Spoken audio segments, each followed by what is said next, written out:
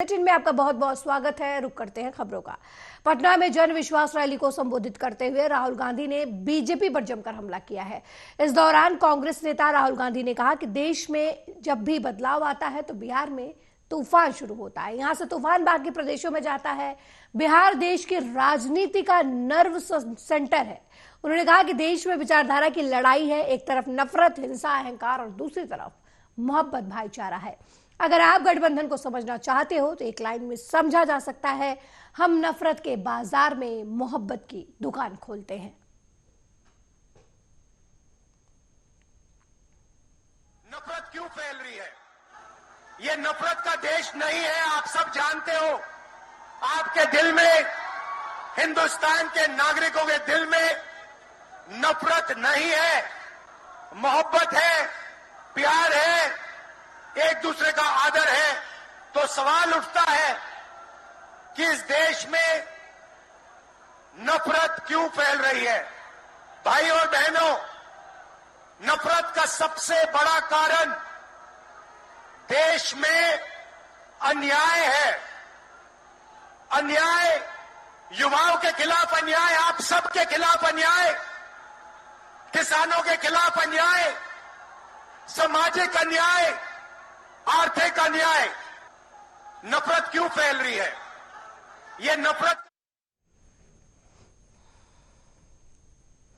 वहीं राजद नेता तेजस्वी यादव ने कहा कि जहां तक मेरी नजर जा रही है केवल लोग ही लोग दिख रहे हैं। पटना की सड़कों पर भी लोग मौजूद हैं। प्रशासन ने रात भर तंग किया है, लेकिन आप सब यहां पहुंचे हैं। नीतीश हमारे चाचा हैं, हम उनका आदर करते हैं, लेकिन वही नीतीश कुमार है। जब 2020 में हमने वादा किया था कि हम 10 लाख नौकरी देंगे, तब उन्होंने कहा था कि असंभव है, जो 17 साल में नहीं हुआ। उसी मुख्यमंत्री से, उन्हीं के हाथों हमने लगभग 5 लाख लोगों को सरकारी नौकरी दिलवाने का काम किया।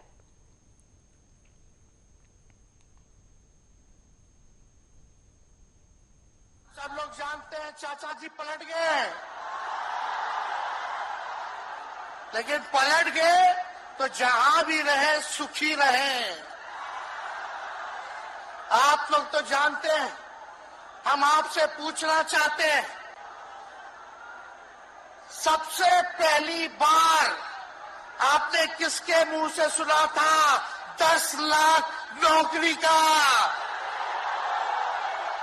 पटना में, बिहार में पोस्टर लगवा रहे हैं नीतीश कुमार जी। हमारे आदरणीय हैं, हमारे चाचा हैं, हम उनका आदर करते हैं, सम्मान करते हैं, बुजुर्ग हो गए, लेकिन पोस्टर लगवा रहे हैं कि रोजगार मतलब नीतीश कुमार। ये वही नीतीश कुमार जी हैं जब 2020 में हमने वादा किया था कि 10 लाख सरकारी नौकरी देंगे, तो मुख्यमंत्री जी ने कहा था कहां से आएगा पैसा? अपने बाप के पास से ला करके वेतन बांटेगा? असंभव है। सोचो, जो 17 साल में नहीं हुआ, उसी मुख्यमंत्री से, उन्हीं के हाथों 17 महीनों में हमने इसी मैदान में लगभग 5 लाख लोगों को सरकारी नौकरी हम लोगों ने दिलवाने का काम किया। आप सब लोग जानते हैं चाचा जी पलट। वहीं पटना के गांधी मैदान में आरजेडी की जन विश्वास महारैली को संबोधित करते हुए सपा प्रमुख अखिलेश यादव ने कहा कि एक तरफ उत्तर प्रदेश 80 हराव का नारा दे रही है बीजेपी, वहीं बिहार में 40 हराव का नारा लगा रही है। अगर यूपी और बिहार मिलकर 120 सीटें हरा देंगे तो भाजपा का क्या होगा? 2024 में संविधान मंथन होने जा रहा है। एक तरफ संविधान के रक्षक है और दूसरी तरफ संविधान के भक्षक है, संविधान को नष्ट करना चाहते हैं।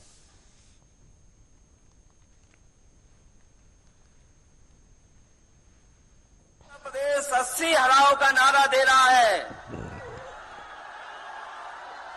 अगर उत्तर प्रदेश 80 हराव का नारा दे रहा है तो बिहार भी पीछे नहीं है। 40 हराव का नारा यहां से भी निकल करके जा रहा है। और अगर यूपी और बिहार मिलकर के 120 सीट हरा देंगे तो भारतीय जनता पार्टी का क्या होगा? मैं अभी सुन रहा था हमारे कम्युनिस्ट पार्टी के नेता ये कह रहे थे कि समुद्र मंथन हुआ था कभी। समुद्र मंथन हमारे सभी लोगों को पता है। समुद्र मंथन के दौरान क्या हुआ है, लेकिन इस ऐतिहासिक मैदान में मैं कहना चाहता हूं कि 2024 में संविधान मंथन होने जा रहा है। एक तरफ वो लोग हैं जो संविधान बचाना चाहते हैं, संविधान के रक्षक हैं, और दूसरी तरफ वो लोग हैं जो संविधान के भक्षक हैं, संविधान को खत्म करना। वहीं कांग्रेस नेता दीपेंद्र सिंह हुड्डा ने बीजेपी पर जमकर हमला किया है। बीजेपी पर हमला बोलते हुए उन्होंने कहा कि अगर कोई काले धन के साथ भाजपा में शामिल होता है तो ये काला धन नहीं है। अगर कोई राजनीतिक परिवार से पार्टी में आता है तो परिवारवाद के बारे में प्रधानमंत्री बात नहीं करेंगे। भाजपा दोहरे मापदंड वाली पार्टी है।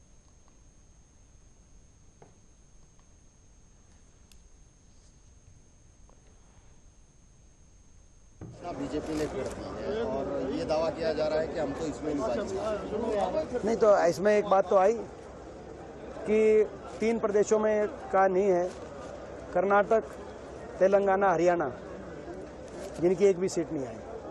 तो यानी कि वो ये मान रहे हैं कि कर्नाटक और तेलंगाना में तो हार चुके बीजेपी। वो बीजेपी मान के चल रही है हरियाणा में भी वो हार के द्वार पे खड़ी है, तभी हरियाणा की एक सीट भी जो है कल नहीं आई। उस पर वो ज़्यादा मंथन कर रहे हैं, सोच विचार कर रहे हैं। वो करें सोच विचार तो 10 साल तक। वहीं केंद्रीय मंत्री स्मृति ईरानी ने हज गाइडलाइन 2024 जारी किया है और हज सुविधा मोबाइल एप्लीकेशन लॉन्च किया है। इस दौरान अपने संबोधन में केंद्रीय मंत्री स्मृति ईरानी ने कहा कि हजियों के लिए सुविधाएं सिर्फ अल्पसंख्यक कार्य मंत्रालय की जिम्मेदारी नहीं है। अब मोदी सरकार ने हजियों की सुविधाओं को बेहतर बनाने के लिए सभी विभागों के बीच समन्वय बनाया है। कि हाजियों की सुविधा मात्र मिनिस्ट्री ऑफ माइनॉरिटी अफेयर्स की नहीं रही है। अब नरेंद्र मोदी सरकार ने हर विभाग के समन्वय से हाजियों की सुविधा को और भी सुदृढ़ करने के लिए और भी मजबूत करने के लिए मिलकर समन्वय के माध्यम से कोऑर्डिनेटेड एफर्ट में कुछ कदम उठाए हैं।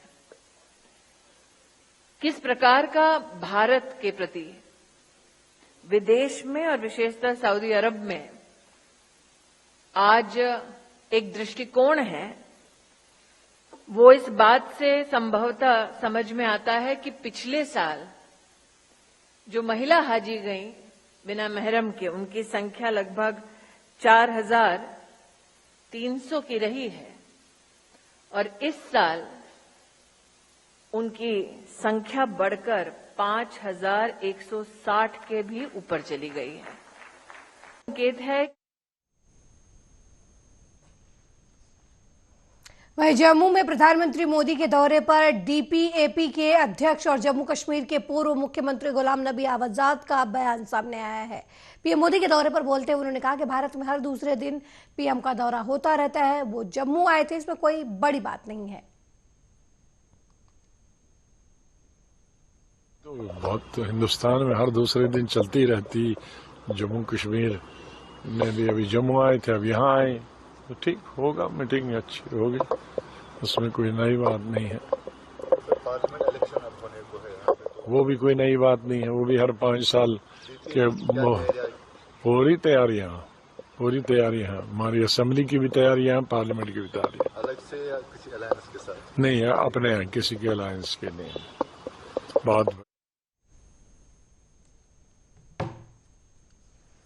वहीं छत्तीसगढ़ के मुख्यमंत्री विष्णुदेव साय ने बीजेपी की जीत का दावा किया है। बीजेपी की जीत का दावा करते हुए उन्होंने कहा कि निश्चित रूप से 11 की 11 लोकसभा सीटें भाजपा जीतेगी। कांग्रेस का धर्म है, हम लोग कुछ भी अच्छा काम करेंगे तो वो लोग विरोध करेंगे। वे अपना धर्म निभा रहे हैं। लोकसभा सीटों में प्रत्याशी तय हुए हैं और बहुत अच्छी इसकी प्रतिक्रिया है और निश्चित रूप से 11 की 11 लोकसभा सीट भारतीय जनता पार्टी जीतेगी। सर, इसे गुटबाजी बता रही है जो लिस्ट जारी हुआ है उसको कांग्रेस। कांग्रेस का तो धर्म है, हम लोग कोई भी अच्छा काम करेंगे तो उनका धर्म है कि उसका लोग। वहीं लोकसभा अध्यक्ष ओम बिरला ने पीएम मोदी की जमकर तारीफ की है। पीएम मोदी की तारीफ करते हुए उन्होंने कहा कि प्रधानमंत्री मोदी के प्रति देश की जनता का विश्वास आने वाले समय में इस लोकतंत्र में नया अध्याय लिखा गया। प्रधानमंत्री मोदी ने इस देश में सामाजिक और आर्थिक बदलाव के साथ साथ गरीब व्यक्ति के जीवन में बदलाव के लिए जो नीतियां और कार्यक्रम लाए हैं, उसका लाभ समाज के लोगों को मिल रहा है।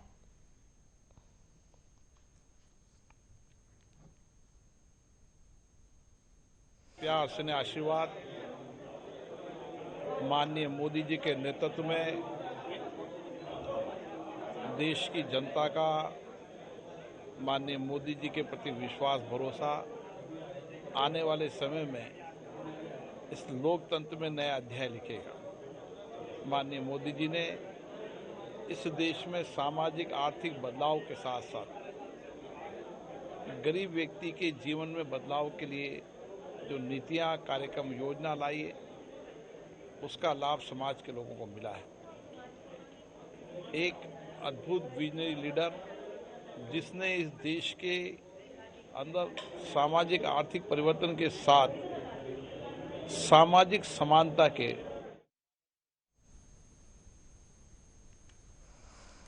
वहीं north east India film festival पर मणिपुर की राज्यपाल अनुसुईया उइके ने कहा कि संस्कृति और कलाकारों के मामले में उन्हें लगता है कि नॉर्थ ईस्ट में मणिपुर सर्वश्रेष्ठ है। मणिपुर की फिल्में अच्छी हैं। उन्होंने कहा कि सभी कलाकारों और इसमें शामिल लोगों को बधाई देती हूं।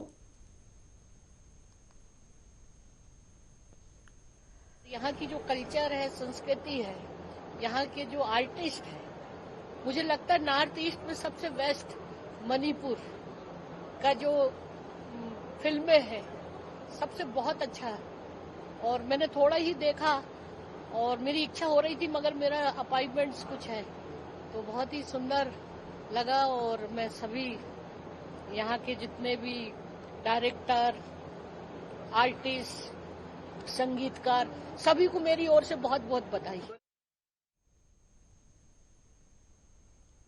कटनी के रीठी में शासकीय भूमि को अतिक्रमण मुक्त कराया गया। कलेक्टर रवि प्रसाद द्वारा समय सीमा बैठक में चिन्हित अतिक्रमण हटाने के अधिकारियों को दिए गए निर्देशों का पालन करते हुए शनिवार को नायब तहसीलदार बड़गांव खगेश कुमार भलावी के नेतृत्व में बड़ी कार्रवाई की गई। कटनी दमोह हाईवे में स्थित राजस्व निरीक्षक मंडल बड़गांव के ग्राम भरतपुर में स्थित शासकीय भूमि से जेसीबी मशीन चलाकर अवैध अतिक्रमण को जमींदोज किया गया। कलेक्टर के निर्देश पर की गई इस कार्रवाई में करीब 24,000 वर्ग फीट शासकीय भूमि को अतिक्रमण मुक्त कराया गया है।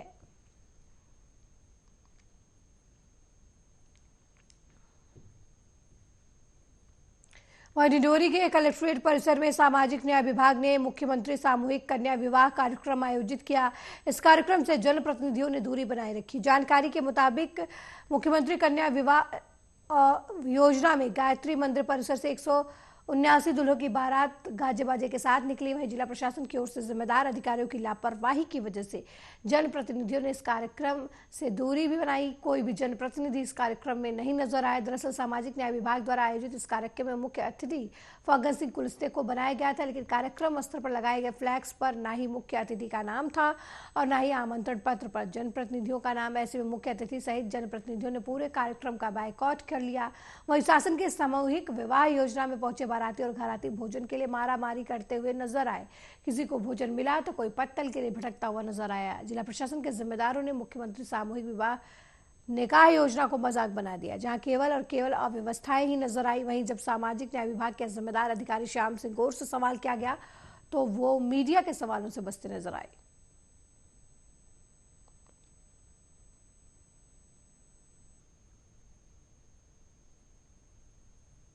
वहीं लोकसभा चुनाव 2024 को ध्यान में रखते हुए भाजपा ने 195 प्रत्याशियों की पहली सूची जारी की है, जिसमें खजुराहो से बीडी शर्मा को दोबारा मैदान में उतरने का मौका मिला है, जिससे बीडी समर्थकों में खुशी का माहौल देखा जा रहा है। कांग्रेस इस सीट पर पहले ही पीछे हट चुकी है और इंडिया गठबंधन के तहत ये सीट समाजवादी पार्टी को सौंपी जा चुकी है। बता दें कि 2019 के लोकसभा चुनाव में बीडी शर्मा ने खजुराहो लोकसभा क्षेत्र से चुनाव लड़कर निकटतम प्रतिद्वंदी कविता राजे को 4 92,382 वोटों से हराया था। इस चुनाव में वीजी शर्मा को 8,11,135 वोट मिले थे।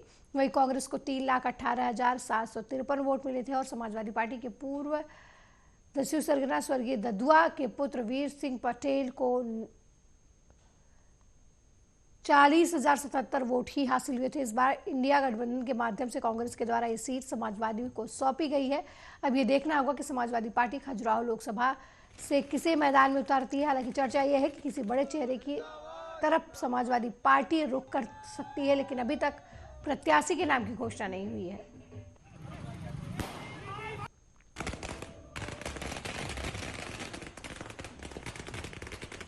जिंदाबाद जिंदाबाद।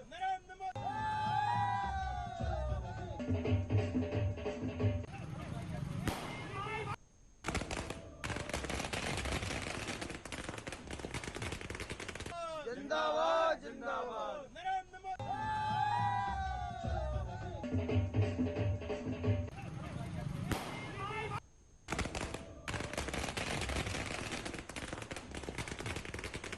जिंदाबाद जिंदाबाद। और माननीय नड्डा जी का इस बात के लिए हृदय से धन्यवाद करता हूं कि मेरे जैसे कार्यकर्ता को बुंदेलखंड की जनता का, खजुराहो की जनता का सेवा करने का अवसर दिया और पुनः फिर खजुराहो और बुंदेलखंड की जनता का सेवा करने का अवसर दिया है। मैं बड़े तहे दिल से माननीय प्रधानमंत्री जी का, माननीय राष्ट्रीय अध्यक्ष जी का, माननीय अमित शाह जी का धन्यवाद।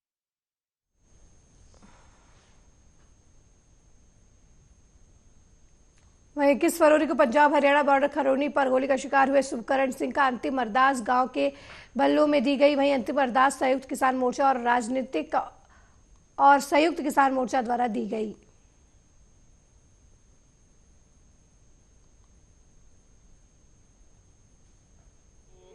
शुभकरण जिहड़ा है वो सारे अज किसान अंदोलन का शहीद है। असी जोर दे के जिहड़ा अपना पे चढ़िया रहा पंजाब सरकार नाल कि हरियाणे के मुलाजमां की गोली नाल शहीद होया। जे पंजाब सरकार इनू शहीद का दर्जा देवे, सरकार ने मान लिया कि असीं शहीद का दर्जा देवांगे। अज उहदी अंतिम अरदास दे विच मैनूं ये लगदा भी कोई भारत दे विचों कोई स्टेट नहीं रहनी जिहड़ा किसान आगू जां जिहड़ा वर्कर जां जिहड़ा मजदूर जां जिहड़ा मुलाजम इस विच शामिल ना होण। बहुत वड्डा इकट्ठ होना, बहुत वड्डे सारे ही देखो शुभकरण जिहड़ा है वो सारे अज किसान अंदोलन का सही को अज शुभकरण की अंतिम अरदास ते पहुंचे। असीं उन्हां नूं श्रद्धांजलि देण वास्ते पहुंचे। इस मौके तो असीं यही कह सकते हैं भी परिवार नाल दुख साझा करने की खातर परिवार का होने वाला घाटा असीं पूरा तो नहीं कर सकते। अज का 4 शब्द असीं वो परिवार नूं जिस तरह का हादसे का सामना करना पै रहा, असीं 4 शब्द उहदे वास्ते कहना है। दूजियां गल्लां तां असीं इत्थे करनी। सरकार ने जो मंगा रखी। मेरे साथ इस बुलेटिन में फिलहाल इतना ही। देश दुनिया की तमाम खबरों को देखने के लिए देखते रहिए आर्या न्यूज़। नमस्कार।